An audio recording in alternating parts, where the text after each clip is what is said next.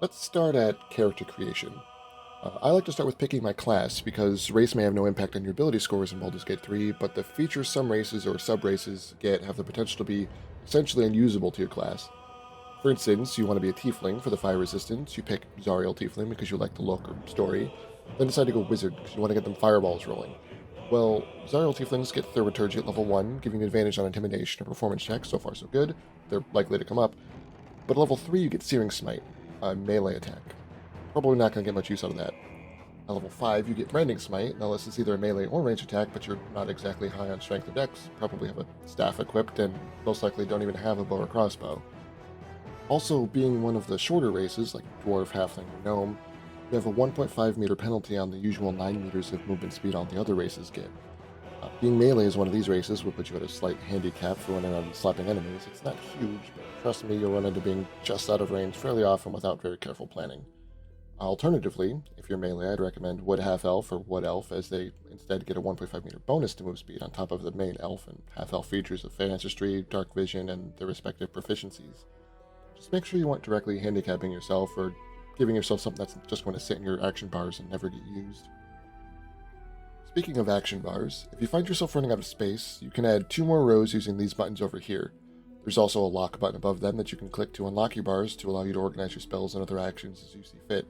I like to remove leap, throw, hide, shove, and help from the bars, as leap, throw, hide, and shove are all hotkeyed, and help is used by just clicking on the character you need to use it on. This saves you 5 spots in your action bar for the whole game. You can also drag these 2 red columns left or right to resize a segment of the main action bars as needed. Another important note is make sure you always end your turn with a melee weapon out. This way you can always get your opportunity to attack on an enemy if the chance comes up. Just press F or click this little icon before you end your turn to pull your melee weapons out. If you want to save spots in your inventory, pick up a bunch of the bags and pouches you find laying around in your travels. You can use these to store items for making easy organization and selling of loot. I like to keep all but one of these bags in a bag and one in my inventory, so I loot a random room or building, then open my inventory and just throw all the stuff I don't care about in the empty backpack to keep my inventory clean. This makes it very easy to never worry about becoming over encumbered, because if you do, just right-click on the backpack and select Send to Camp. This magically transports to your camp chest and frees up the weight. Replace with another empty bag and repeat until you go to town. When you're ready to sell, just go to your camp chest and open the bag filled with bags and drag the one that you put in your camp box in. Because of the way the game works, regardless of weight, you can add anything into an open bag in your inventory. Then open that bag, shift-click on the last item to highlight everything, then right-click and select Add to Wares. This puts all of the highlighted items back into your base inventory and mark for sale.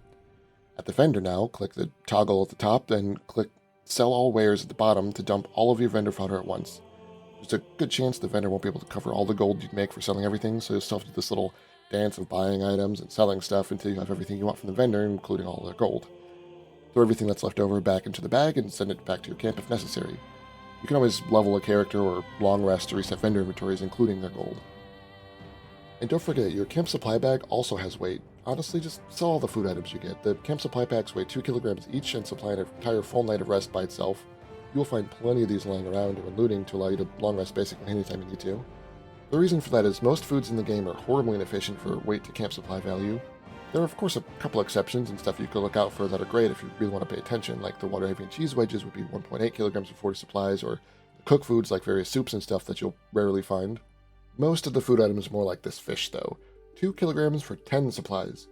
Just sell food items if you have a lot of packs. You'll never long rest enough to worry about running out of them. Not only does this help with carry weight in your characters, but also gives you a surprisingly decent amount of extra gold when you go to town to sell and resupply. If you have 100 random food items worth of 1 gold each, you're still getting 100 gold minimum and freeing up quite a bit of weight. Speaking of going to town, no matter which class you're maining as your player character, when you're in town or think you could persuade your way past an encounter, swap to the character with the highest charisma in your party. Not only would that make any of the skill checks in the conversation easier to beat, but in shops you get more for selling and charge less for buying the higher the charisma is on the person that initiated the conversation. I tend to always have Shadowheart go Cleric Bard with as much charisma as I can for better healing, so when I talk to vendors, I swap to her, talk to the vendor, then press this little button on the bottom left to buy and sell as my main, while keeping the prices based on her charisma. It goes a long way to making your gold go further.